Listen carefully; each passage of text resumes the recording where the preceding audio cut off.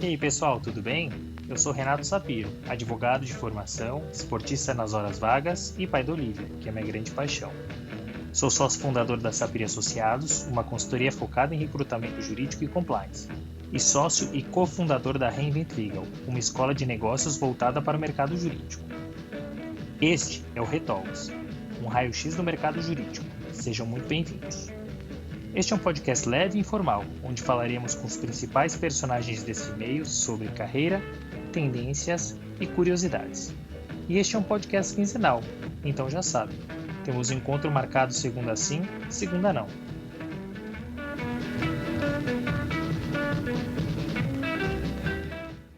No episódio de hoje eu conversei com Ricardo Dalmaso, que é diretor jurídico na Wildlife Studios, uma empresa de games para celular. O Ricardo é o que eu chamo de advogado tech, do Pinheiro Neto para o Facebook, passando pelo Mercado Livre e de lá para a indústria de games. Mas a conversa foi muito além de uma trajetória incrível. Mas vamos do começo. Ricardo se formou em Direito, fez 3 pós-graduações, mestrado e ainda achou tempo para um doutorado. Trabalhou em um dos mais renomados escritórios do Brasil, em gigantes da tech como Facebook e Mercado Livre, até aterrissar na Wildlife Studios. Mas melhor que ouvir de mim, vamos ouvir dele. Ricardo, muito obrigado por ter aceitado o nosso convite e participar do Retalks. Oi, Renato. Eu que agradeço. Obrigado pelo gentil convite. É um prazer estar aqui com você. Prazer é todo nosso. Eu, pessoalmente, estava super ansioso para conhecer um pouquinho mais da tua trajetória. E eu queria entender, na verdade, você trabalhou por 10 anos no Pinheiro Neto. De lá você migrou para empresas de tech e agora você está no Wildlife Studios. De alguma maneira, você acabou planejando isso? Na verdade não. Isso foi surgindo com o desenvolvimento da minha carreira. Então, quando eu realmente...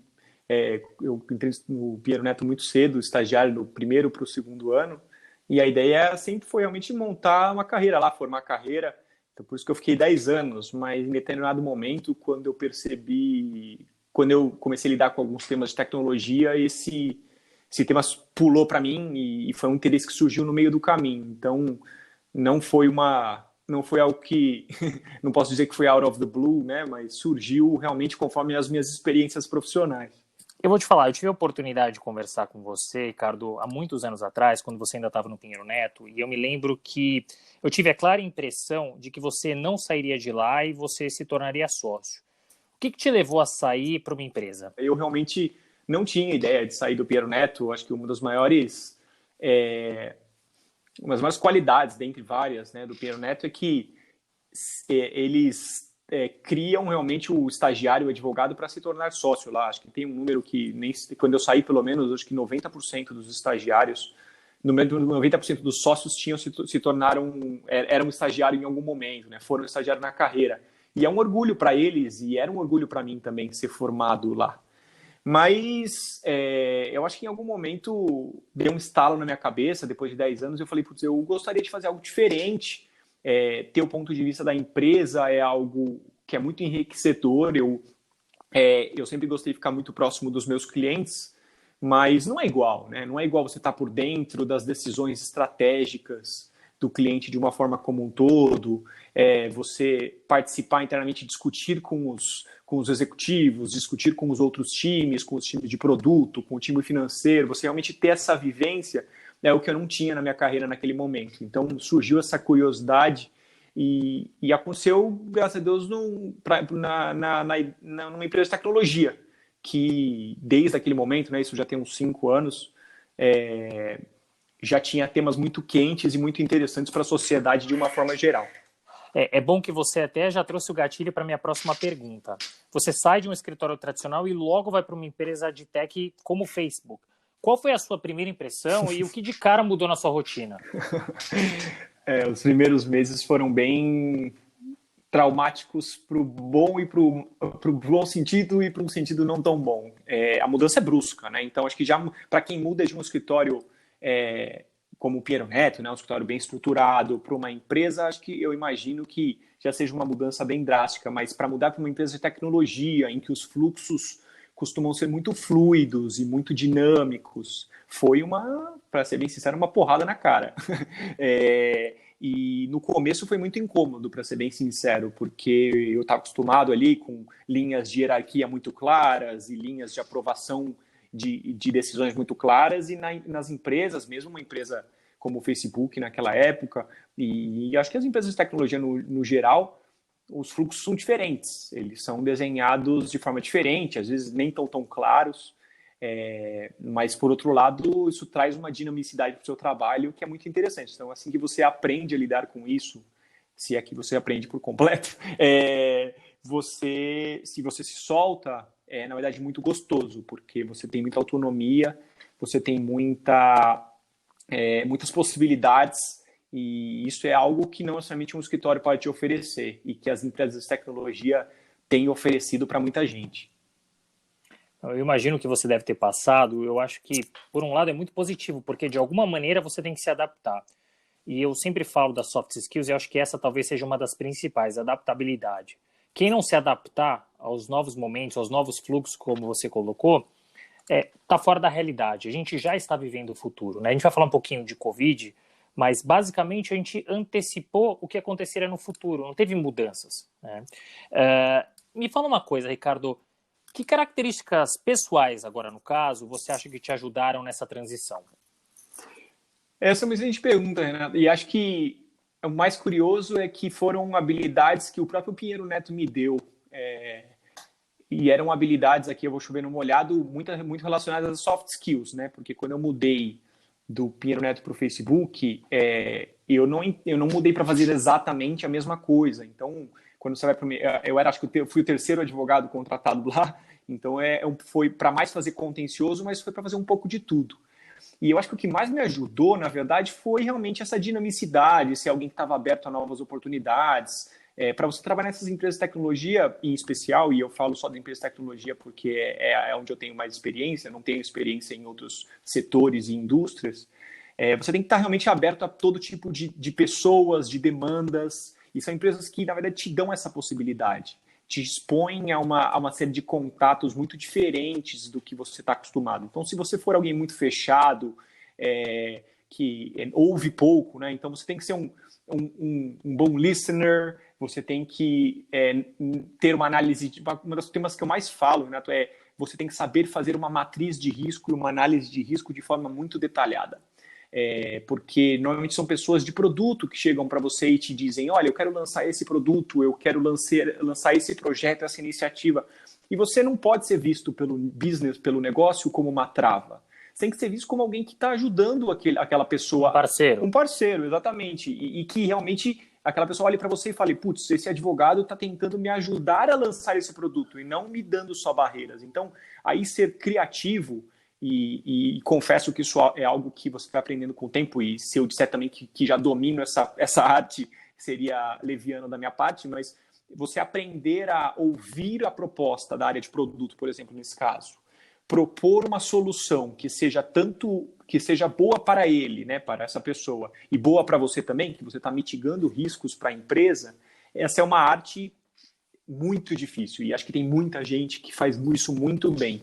E no campo da tecnologia, isso é um must, né? Isso é crucial, porque está toda vez criando um produto novo, uma iniciativa nova, e daí tem uma questão de dinamicidade, de rapidez, de risco, de apetite a risco. Então, você fazer uma matriz de risco e explicar para aquele seu parceiro: olha, se você fizer assim, o risco é esse, mas se você fizer assado, que é uma proposta que eu tenho, o risco mitiga um pouco.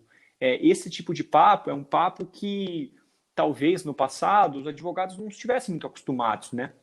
Era mais sim ou não, tudo completamente binário. Agora, acho que já faz um tempo, o advogado está sendo colocado numa posição de ser criativo, para usar um termo que todo mundo gosta, para fazer uma inovação, né? Para tentar ser mais inovador. E eu acho que esse é um dos pontos mais interessantes para quem quer trabalhar com direito e tecnologia. Ricardo, ótima colocação. O que me leva, inclusive, à próxima pergunta, sobre a estrutura do departamento jurídico. Queria entender um pouquinho melhor como ela funciona, e até fazendo um pouco menção à sua resposta, na conversa anterior, no episódio anterior, eu tive a oportunidade de conversar com a Thaís Alicate, que trabalha na Ambev, e ela explicou um pouquinho do jurídico lá, e ela colocou o jurídico como uma área relevante, importante, estratégica e mais do que isso, uma área de business. Então, até, explicando um pouquinho do que é jurídico, você também enxerga que no Facebook o jurídico é uma área de business? Não, eu acho que todas as empresas de tecnologia que eu passei, esse é o maior desafio do jurídico. E tanto no Facebook quanto no Mercado Livre, quanto na Wildlife, a ideia, o principal objetivo do departamento jurídico é se posicionar perante as outras áreas, e todas elas, como um parceiro, né? E não só uma área de custo. E às vezes isso é mais simples, às vezes isso é menos simples. Com algumas áreas isso acontece mais rápido, às vezes de forma mais lenta. Isso depende muito da postura da empresa e dos executivos.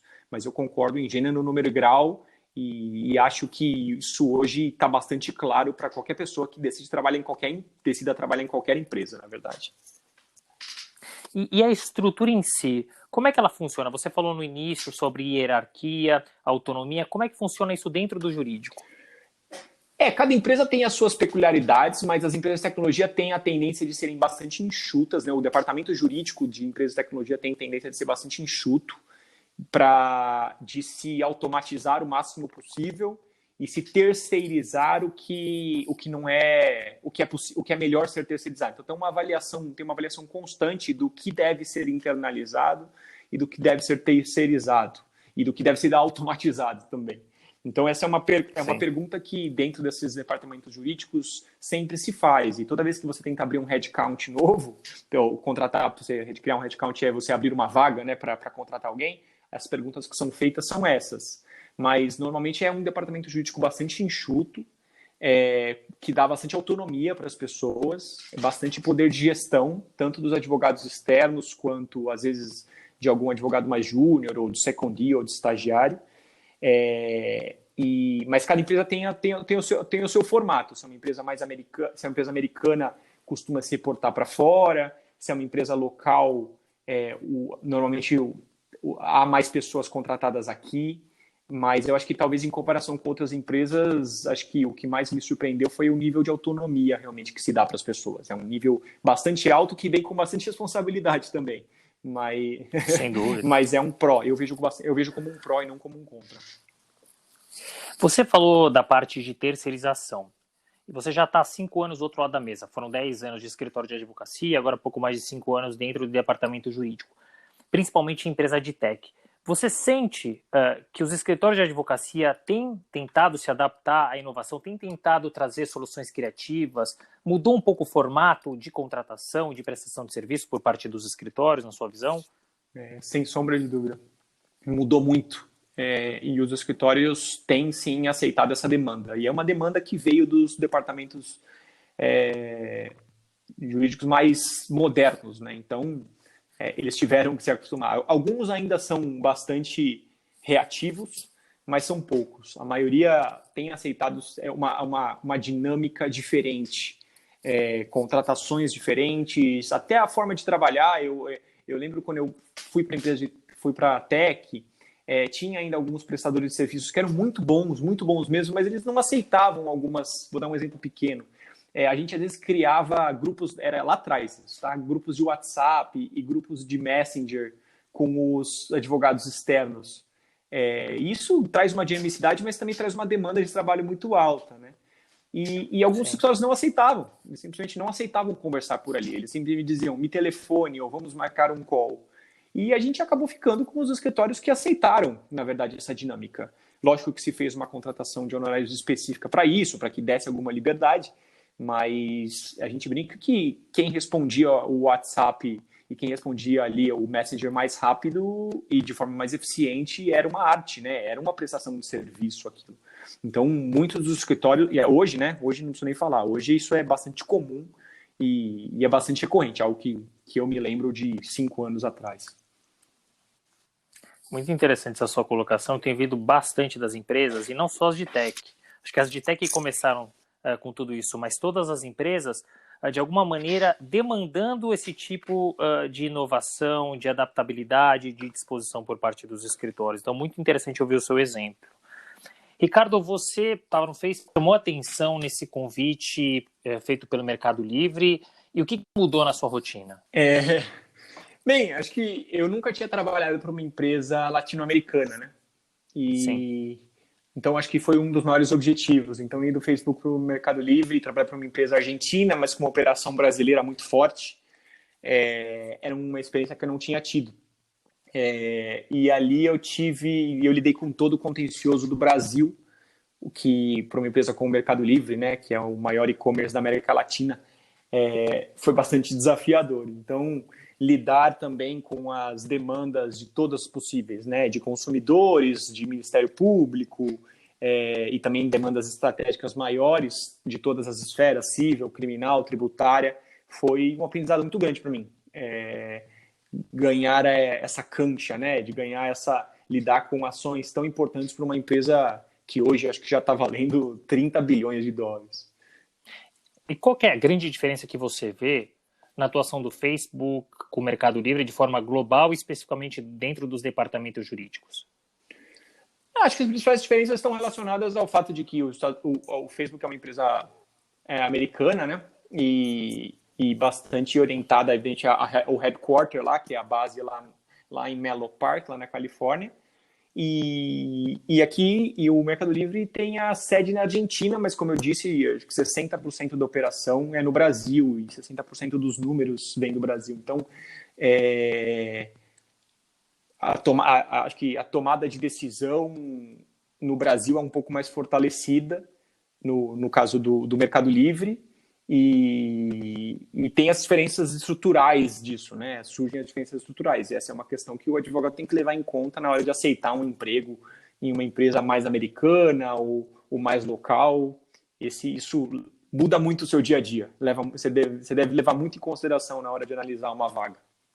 A tomada de decisão, cultura, tudo isso impacta na rotina, né? Totalmente.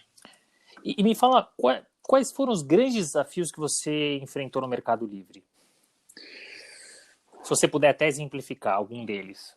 Claro.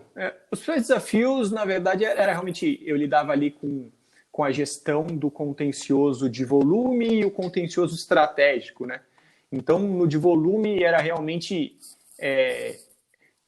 agradar o usuário de uma forma específica, né? Que é o que a gente fazia utilizando a plataforma de ODR, de Online Dispute Resolution. Então, como fornecer meios para que os usuários resolvam os seus conflitos de forma consensual e rápida e eficiente, e não que proponham ações judiciais, processem a empresa, o que traz um custo muito maior tanto para a empresa, quanto para o próprio usuário, quanto para o Estado e para quem paga impostos, né? Ou seja, para todos nós. Então, do lado de consumidor, de volume, era mais isso. E no lado estratégico, algumas demandas relevantes que todas as empresas de tecnologia têm, então, tributárias, algumas questões contratuais.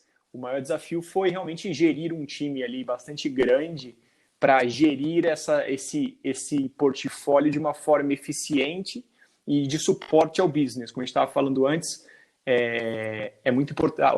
No Mercado Livre existem ali 7 áreas de negócios e você prestar um bom serviço para todas as áreas de negócio, né? Para a área do marketplace, para a área da fintech, né? Que é o mercado pago, para o mercado envios, que é a de logística e outras. Ali são executivos diferentes, então você tinha que realmente prestar um bom serviço para todos eles de forma bastante econômica, e isso não é simples. Eu tenho convicção. Você citou, inclusive, o ODR, o Online Dispute Resolution, que é uma das formas modernas de se solucionar conflitos, né? E eu vejo isso crescendo cada vez mais, esse mecanismo, principalmente em empresas de grande porte e de varejo. Você acredita que isso é uma tendência? E você já contou um pouquinho, mas se você puder explicar para os nossos ouvintes o que é o ODR, vai ser ótimo. Claro. Na verdade, o ODR não vou entrar aqui em discussões muito acadêmicas, né, apesar de eu gostar disso. É verdade, a gente vai falar disso. Mas o ODR nada mais é que o uso da tecnologia para a resolução de disputas. Então, até existe um conceito que vem dos Estados Unidos desde a década de 90, que é o conceito de quarta parte, né, que além dos dois litigantes ali, e a terceira parte seria ou um juiz, ou um árbitro, ou um mediador, um conciliador, a tecnologia exerceria uma função de quarta parte, que ela pode exercer uma série de atividades em prol da resolução de disputas, às vezes para fomentar as partes a chegarem a um acordo, às vezes para possibilitar diminuir os custos de transação para algum ato processual, então para ter uma audiência por videoconferência, agora, mais recentemente, para usar, inclusive, inteligência artificial para a gestão de alguns dos atos processuais. Tudo isso é ODR. Então, começou como um ADR, né, a resolução de disputas de forma alternativa ou adequada, né, em alternativa ao Poder Judiciário, fomentada, potencializada pela tecnologia. Então, começou assim, mas tem muitos autores que hoje dizem que o ODR é mais que isso, né? Então, na verdade, mais do que potencializar os métodos de resolução de disputa extrajudiciais, a tecnologia criou novas portas, criou novas ferramentas. Então, naquela ideia de um sistema multiportas de resolução de conflitos, né, que para cada tipo de conflito existe um método mais adequado, a tecnologia veio e trouxe muito mais portas, criou muito mais portas. E tudo isso é ODR. Então, quando a gente fala, tudo que a gente tem vivido hoje, inclusive no processo eletrônico, no processo judicial eletrônico, nas audiências virtuais, no fundo, tudo é só ODR, mas isso começou com algumas empresas de tecnologia que perceberam que algumas demandas de consumidor poderiam ser resolvidas de forma mais eficiente com o emprego da tecnologia. Então, e aí isso foi o eBay na década de 90 nos Estados Unidos e até hoje, o Mercado Livre é um exemplo clássico na América Latina, mas tem outras empresas, o Uber, quando te devolve ali o dinheiro do cancelamento automaticamente ou com base num scoring deles ali, isso é ODR. Então, hoje, ODR é muita coisa, Renato. É muito interessante e eu enxergo, imagino pelo menos pelo seu discurso, que é uma tendência de mercado. Sem sombra de dúvida. Na verdade, todas as empresas, não só de tecnologia, estão olhando para isso, que o ODR é principalmente visto como uma forma de você agradar seu usuário. E para as empresas, né, normalmente é o seu consumidor ou é o business, num business B2B, né? Mas o ODR é visto como uma forma de ganhar confiança e manter a confiança do seu usuário. E, Ricardo, você consegue mensurar o quanto o ODR impactou no Mercado Livre, em redução, por exemplo, de ações judiciais? Tem alguns estudos, né, que a gente fazia lá, e alguns números são bastante relevantes. Um primeiro é que, vou mencionar dois deles. Um primeiro é que só no processo de resolução de disputa, só usando a tecnologia para colocar ali o comprador e o vendedor em contato, mais de 70% dos conflitos eram resolvidos dessa forma, ou seja, com algo super simples, que na verdade, usando a tecnologia para algo super simples, que é colocar comprador e vendedor em contato e fomentar o acordo, então incentivar o vendedor a resolver o conflito, até porque se ele não resolver, ele pode ter algum impacto ali em termos de ranking na plataforma, isso resolvia 70% dos conflitos. E um outro número bastante relevante é que o Mercado Livre, até pelo menos quando eu estava lá, não sei qual esse número está hoje, mas né, na plataforma consumidor.gov.br, que é uma plataforma da Secretaria Nacional do Consumidor, da Senacom, que está embaixo do Ministério da Justiça, menos de 1% dos conflitos não era resolvido e era judicializado em seguida, ou seja, 99% das reclamações e dos pedidos, né, que eram feitos no consumidor.gov contra o Mercado Livre, apenas 1% era judicializado em seguida. O que mostra, o que a gente estava falando, por que o ODR construi confiança e mostra eficiência. E esses são os números só do Mercado Livre, mas se você for buscar em livros... É impressionante. É bastante impressionante. Esses números são bem compatíveis com vários outros que você for buscar em doutrina, né, sobre o tema, nos Estados Unidos, que é Colin Rule, Ethan Katz, tem vários autores. Esses números que eu mencionei são bastante compatíveis com os que a gente levantava lá no Mercado Livre. Realmente são números que chamam a atenção, principalmente num país como o Brasil, que certamente, eu não me lembro exatamente qual a posição, mas em número de processos anual, talvez esteja entre o top 5, top 3, não me lembro exatamente, mas é um número muito alto de processos. Então, talvez a ODR, aí, de forma ampla, possa reduzir um pouco esse volume.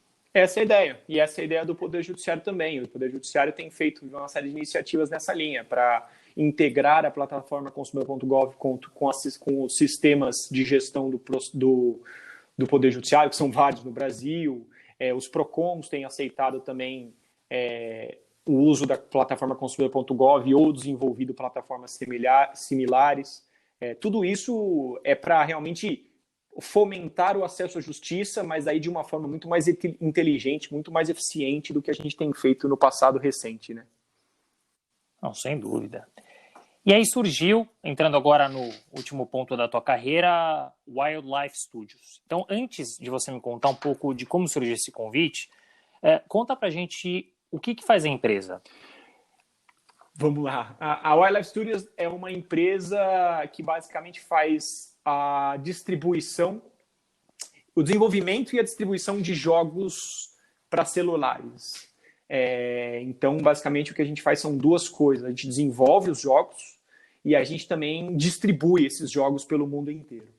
É uma plataforma, é uma empresa de espectro global, então, que tem escritórios na Irlanda, na Argentina, nos Estados Unidos e no Brasil, e que tem mais de 2 bi de downloads no mundo inteiro. Eu vi esse número e fiquei impressionado. É bastante. O mercado de games, e em especial de games para celular, o número é bastante impressionante.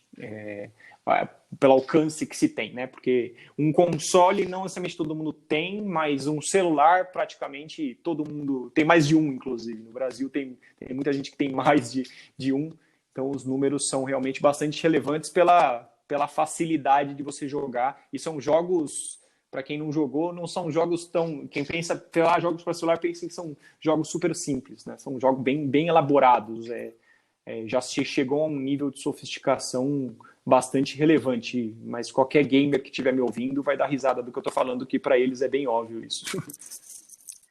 E por curiosidade, qual o jogo que vocês têm o maior número de downloads? O jogo que, historicamente, que é um jogo que já tem 8 anos, é o Sniper 3D, né? O Sniper, que é um de tiro, é um dos principais e sempre esteve aí no ranking mundial de os mais baixados na Apple e no Google. Então, historicamente, mas existem dois que são mais recentes que ganharam bastante apelo, que são o Tennis Clash, que é um jogo de tênis. Esse eu conheço. E o Zuba, então, que ficou, acho que até como primeiro na Alemanha durante muito tempo. Então, são jogos que os principais mercados são Estados Unidos, Índia, Europa, Ásia. O Brasil ainda está se desenvolvendo como um usuário de jogos em comparação com esses países que eu mencionei. Mas os números, de novo, são bastante elevados. Você trabalhou numa empresa como o Facebook, depois você migrou para uma empresa do porte da Meli. O que te chamou a atenção no convite de uma empresa que atua com games? É uma boa pergunta. Acho que um dos principais pontos, Renato, foi... Hoje a Wildlife é uma empresa global, né? Mas foi muito interessante ter uma empresa de origem brasileira indo para fora, né? Então, abrindo escritórios fora do país. Isso é algo que me provocou bastante, montar um time que preste serviços lá fora, que preste serviços globalmente e que lide com essas demandas pelo mundo. Isso foi algo que me saltou os olhos. Então, e realmente tem sido muito divertido, muito desafiador montar um time que preste serviços adequadamente para jurisdições, né, para países tão longe da gente. Então, lidar com questões relacionadas à Europa, à Ásia, aos Estados Unidos, para um advogado brasileiro, isso é bastante desafiador. Sem sombra de dúvida. E você foi a primeira pessoa dentro do departamento jurídico? Ele já tinha um departamento jurídico? Já tinha um departamento jurídico, já tinha 2 advogados. Eu cheguei realmente para ser o head do jurídico e para montar esse time nessa expansão. Mas já tinha 2 advogados. Já. Você citou alguns desafios, o principal deles sendo um advogado brasileiro atuando com outros mercados. Você consegue materializar para a gente, dentro da tua rotina, do teu dia a dia, algum desafio diferente do que você encontrou nas outras estruturas? Eu acho que esse ponto de, muitas vezes, quando você presta serviços para uma empresa dos Estados Unidos ou por exemplo, na Argentina, muitas vezes, sendo a base lá, muitas vezes você é envolvido nos projetos que vêm de lá para cá, né? aqui muitas vezes os projetos vão daqui para lá. e realmente criar esses projetos e fazer com que eles sejam alinhados e sejam compatíveis com a realidade nesses outros países é novo, né? É bastante novo, porque normalmente é o contrário. Então, pensar, putz, vou implementar determinado fluxo, determinado processo. Será que isso funciona na Irlanda? Como funciona? Será que isso funciona nos Estados Unidos? Como seria? Será que eu tenho que criar uma política geral com algumas exceções específicas, que é o que normalmente acontece? Na Argentina, a Argentina normalmente tem alguns cenários parecidos com o Brasil, né? Mas Irlanda e Estados Unidos são bem diferentes. Então, lidar com esse âmbito global e com as culturas específicas, né? Com as especificidades de cada país, é algo que é diferente, né? Do que eu vivi no passado. Sem dúvida. E que os desafios continuem. Ricardo, foi muito interessante ouvir um pouco da tua trajetória e mostrar para os nossos ouvintes, mais uma vez, as várias possibilidades que um advogado pode ter. Eu queria entrar agora num outro tópico que eu acho também muito importante da gente trazer para os nossos ouvintes, para os advogados, para as advogadas, que é a parte relacionada aos skills e à formação acadêmica. Você tem uma trajetória profissional não clássica, mas uma trajetória, uma carreira acadêmica super clássica, né? Ou seja, você tem pós-graduação, você tem mestrado, doutorado. Como é que você conseguiu conciliar essas duas trajetórias, esses dois caminhos? Esse é um excelente ponto. Ouvindo você falar, eu nunca tinha pensado desse jeito. Mas eu acho que eu tive um orientador no mestrado, Renato, que é o Carlos Alberto Carmona, que é como se fosse um dos pais que eu tenho por aí, além do meu pai, que é maravilhoso. Eu tive outros pais muito bons e mentores muito fortes. E ele tem essa demanda de aproximar muito a academia da realidade, né? De não deixar a academia longe das empresas, longe das demandas do mundo real. Então ele sempre me impressionou e sempre me incentivou, na verdade. Ele falou, cara, tudo que a gente precisa realmente é de alguém que entenda a academia e que domine bem os conceitos, e na USP isso é algo bem formal e tem que ser, mas saiba conversar isso com o cenário de business, com o empresariado. Então, eu vou ser bem sincero que eu vi isso como um valor, como uma qualidade. Não vou te dizer que todo mundo concordou comigo, nem todo mundo na minha carreira incentivou isso, mas eu vi com os olhos que o professor Carmona propôs, que é realmente como aproximar essas duas realidades. E aos poucos isso foi acontecendo, e a tecnologia também fez isso. Então, não dá mais para você pensar na academia como algo que fica ali analisando um tema super específico de efeitos práticos ou de consequências práticas praticamente inexistentes. Você discutir ali, como se fala, o sexo dos anjos, né? O mais legal é que você discuta realmente temas que importam, que vão mudar a nossa vida, que vão mudar a vida de muita gente, que tem impacto na vida de muita gente. Então, eu tenho feito cada vez mais isso. Então, no mestrado fiz isso, no meu doutorado estou fazendo isso. Então, eu desconfio muito das pessoas que vêm e que tratam a vida acadêmica, um mestrado, um doutorado, como algo completamente dissociado dos problemas que as pessoas no fundo sentem, né? Tem uma frase de um ministro nos Estados Unidos que ele fala o seguinte, ele fala, por exemplo, na resolução de disputas, ele fala assim, ninguém quando tem um problema quer ter que ver um juiz de toga ou um advogado engravatado. Não é isso que se ele precisar disso para resolver o problema dele, não tem problema, isso vai acontecer. Mas, no fundo, tudo que ele quer é ver o problema dele resolvido. Então, se você conseguir resolver o problema dele sem tudo isso, para ele vai ser melhor ainda. E acho que essas visões estão chegando, já chegaram, né, à academia e já chegaram aos escritórios de advocacia também.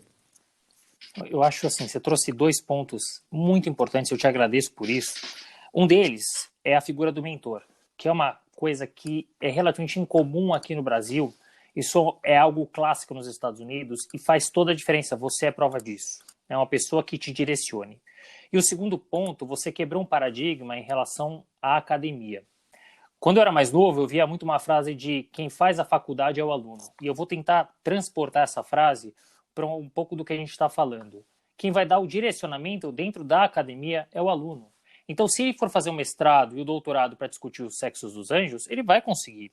Mas se ele quiser fazer um mestrado, doutorado, pós-graduação, ou pós-doc, que seja, com outro viés, com um viés de impactar de uma maneira diferente, de atuar de uma maneira direcionada mais ao business, ele vai conseguir como você conseguiu. Então, é importante que as pessoas tenham essa visão e, como você bem colocou, já começaram a ter nas empresas e nos escritórios. Olha, Ana, eu concordo com você. Acho que muito vem realmente das características pessoais de cada um, e acho que nós estamos vivendo num mundo em que cada vez mais as pessoas têm tido liberdade para serem elas mesmas e provocarem coisas novas. Mas eu não vou ignorar o efeito que eu tive nesses mentores que eu tive em me permitirem e me incentivarem. Então, quando eles perceberam que eu queria fazer algo diferente, nenhum deles me incentivou. E eu vou dar 3 exemplos. Um exemplo é o primeiro chefe que eu tive, que é o Gilberto Juste no Pinheiro Neto. Me deu o mundo inteiro, me propôs muita coisa e me permitiu fazer muita coisa. O Carlos Alberto Carmona, que é meu orientador no mestrado, outra pessoa que me marcou muito pelos motivos que eu já expliquei. E em Nova York, quando eu fui trabalhar em Nova York por 1 ano e pouquinho no Skadden Arps, com a Julie Bedar, que é uma das sócias de contencioso e arbitragem internacional mais famosas que existem no mundo, e ela é incrível. Outra pessoa que, quando percebeu as minhas características, que a gente conversou aqui, respeitou, entendeu, possibilitou que eu fizesse o que eu queria. Acho que o que não falta no mundo, Renato, eu vou ser bem sincero, é chefe ruim. É chefe que tenta te controlar, chefe que tenta impor em você o jeito dele ou o método dele de trabalhar e não fomenta a liberdade. Acabou o espaço para esse tipo de chefe. Já não existe para esse tipo de manager, para esse tipo de gestor. Um gestor hoje é aquele que potencializa suas qualidades e te ajuda a superar as suas fraquezas. E esses 3 exemplos que eu dei são pessoas que fizeram isso na minha carreira. Então, às vezes você vai ter também tive chefes ruins, né? Não estou mencionando 3 bons, mas eu não vou ignorar e não vou menosprezar a importância realmente desses mentores na vida da gente, porque eu sei a diferença que faz. É a grande diferença do chefe e do líder. E me fala uma coisa, Ricardo, você trabalhou em empresas de tech e, de alguma maneira, startup. Que skills que você acha relevante para um profissional, não só o profissional do direito, tá? Mas que skills você acha relevante esses profissionais terem para atuar em empresas desse ramo? É muito legal que você fez essa pergunta, porque eu vejo cada vez mais, Renato, essas empresas contratando muito menos com base nas habilidades técnicas, nos hard skills, né? Quanto você sabe dessa matéria, quanto você sabe daquela matéria, porque você sabe que a lei é muito dinâmica, então, ainda mais hoje, então tudo muda muito rápido. Essas empresas, elas contratam muito com base no perfil, e quando eu quero dizer o perfil aqui, é aquilo que a gente estava conversando de ser aberto a novos desafios, estar aberto a modelos diferentes, a ser criativo, ser inovador, saber ouvir. Advogado é muito ruim em ouvir. Essa é uma das habilidades que a gente mais deveria ter e a gente menos tem, que é realmente ouvir quando alguém está te contando um problema, um desafio. A gente já quer falar, a gente nunca para ouvir, a gente sempre já está pensando no que a gente vai responder. E essas são habilidades que são habilidades muito relacionadas a bons empresários, né? A bons... o pessoal de empresa há muito tempo fala disso. É muito curioso que você vai fazer um MBA. Eu não fiz um MBA, mas eu já assisti algumas aulas específicas. E há muito tempo que se fala isso para uma série de profissões. E a gente, no passado, e por algum motivo, deve ter algum motivo histórico, o advogado achava que ele não precisava disso. Lê do engano. O advogado precisa muito disso. E não importa se você é um advogado de empresa, ou um advogado de escritório, ou um advogado público, mas ter esses soft skills te coloca muito na frente, muito na frente. Algumas pessoas que ouvem falar de soft skills, às vezes podem dizer, não, isso aí é chover no molhado, isso é muito amplo. É isso que vai te colocar numa empresa dessas. Dificilmente é o seu conhecimento numa área específica, em antitrust. Lógico que isso sempre vai ajudar, mas dificilmente vai ser o decisivo. Sem dúvida. E eu sempre falo, 10 anos atuando como headhunter, soft skills é o que faz a diferença. É o que vai fazer você ficar ou não no lugar. O técnico, exatamente o que você falou, a lei muda, você se aprimora. Os soft skills vão te diferenciar dos demais profissionais e vão fazer com que você tenha sucesso onde você esteja. Ricardo, falando sobre mercado jurídico, como é que você enxerga esse mercado num futuro breve? A gente estava falando do uso da tecnologia, né? Essa quarta parte, e daí isso vale para todos os setores, né? Vale para contratos, vale para tributário. Está realmente se reinventando e se vendo a prestação do serviço jurídico de uma forma muito diferente. Então, todos os players estão tentando reanalisar, reavaliar os custos, reavaliar quais são os benefícios e até a própria natureza do que é a prestação de serviço. Então, vou dar um exemplo pequeno. São poucas as empresas hoje que hoje pedem memorandos longos. Eu quero fazer um memorando, a não ser que você tenha um bom motivo para aquilo, porque você vai ter que apresentar aquilo para o board ou algo do tipo, é muito raro. Você realmente quer 3 bullet points ou quer resolver aquilo numa call e isso muda, então, muda a natureza, né, do serviço. Então, eu acho que e daí quando eu digo o serviço não só prestado pelos escritórios para as empresas, mas a própria prestação de serviços pelos in-house counsel, né, pelos advogados internos. Os advogados internos também são desafiados a toda hora passar essas coordenadas para as áreas de negócio, para as áreas de back-office de uma forma bem estruturada, de uma forma inteligente, de uma forma eficiente. E isso é algo muito crucial. Você é visto dentro da empresa como alguém que é pro-business quando você sabe colocar isso de uma forma inteligente. Então, tudo isso é uma reinvenção do mercado jurídico. Acho que tem vários nomes bonitos que as pessoas dão por aí, né? É verdade. Mas no fundo é você se ver como um parceiro do negócio e que usa a tecnologia em prol da eficiência e em prol do acesso às informações de uma forma eficiente. Foi um ótimo resumo do que é o mercado e do que certamente será no futuro breve. E não tem muito como fugir, Ricardo, do assunto Covid, né? Como é que vocês se adaptaram na empresa e o que vocês esperam de mudança pós-Covid, que esperamos seja muito em breve? Tempos difíceis e estranhos, né? As empresas de tecnologia se adaptaram relativamente bem, então, até pela estrutura, todo mundo conseguiu fazer home office, ou a grande maioria conseguiu trabalhar de casa com a mesma ou até mais eficiência. Até tem muitos empresários que têm falado isso, como tinha muita gente que tinha dúvidas no passado, né, que se trabalhar de um preconceito, completamente, né? Tinha uma dúvida de que se trabalhar de casa seria eficiente. E acho que está se provando que não. Eu acho que tem uma série de outras questões, que é uma questão de sanidade mental, né, principalmente para as pessoas que têm filhos. Tem uma questão de diversidade aí muito forte que a gente não pode ignorar, que em muitas casas quem acaba tendo a maior parte do heavy lifting, né, da parte dura, é a mulher. Esses são temas que a gente vai ter que discutir, porque não adianta tapar o sol com a peneira. Mas falando de eficiência de uma forma geral, o ser humano é adaptável, né? Então, eu acho que as empresas de tecnologia, de uma forma geral, conseguiram se adaptar para o mundo work from home, mas agora a gente vai ter que discutir de forma mais relevante alguns temas como esse que eu te falei. Então, como você fazer uma quebra entre vida pessoal e vida profissional, porque a galera acabou trabalhando mais, né, de casa do que do escritório. Como ter certeza de que isso não está afetando mais a vida de um determinado gênero.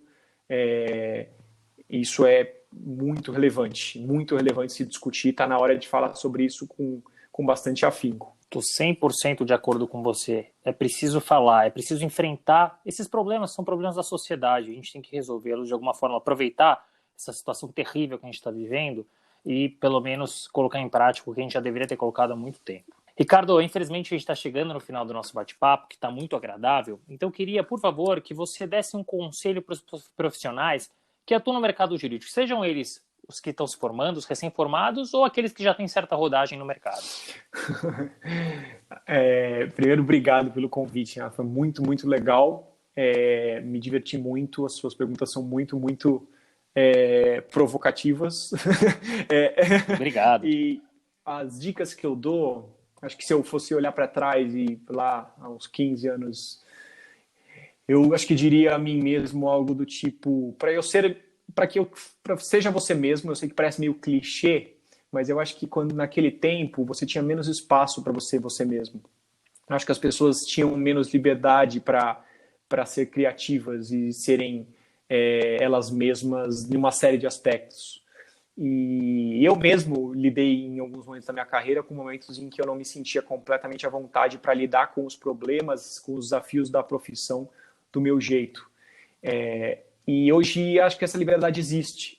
Então, essa é uma primeira sugestão que eu dou, porque hoje tem muita oportunidade para você criar e ser criativo do seu jeito, sem se limitar a um estilo específico. Essa é a primeira coisa. A segunda coisa é busque mentores. Acho que a gente falou bastante aqui sobre isso. Acho que eu concordo com o que você disse de que muitas vezes o aluno, né, é quem faz a faculdade, ou faz o mestrado, ou faz o doutorado, e é muitas vezes o advogado que faz o escritório, a empresa. Isso tem muito peso, né? A vontade que a pessoa tem de se desenvolver tem muita influência.